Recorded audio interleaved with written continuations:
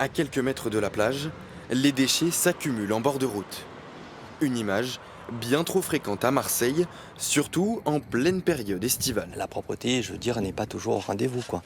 Mais pas forcément du fait des gens qui nettoient. Là, je vois que les gens, ils font leur maximum. Les gens, ils vont pique-niquer, ils laissent leurs papiers par terre, ils laissent leurs canettes et tout le reste. Je pense aussi que c'est les mentalités qui sont pas, même si elles évoluent, même s'il y a beaucoup de bonne volonté,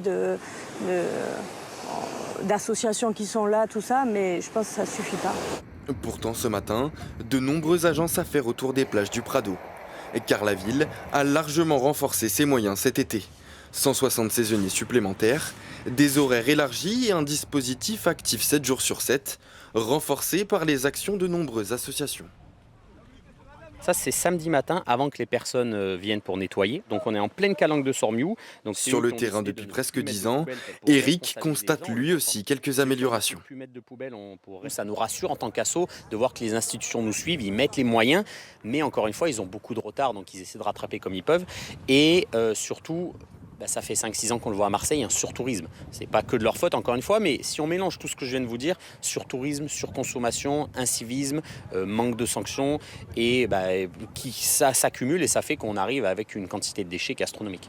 L'une des conséquences du tourisme en plein essor à Marseille ces dernières années, plus 6% de fréquentation rien qu'au mois de juillet.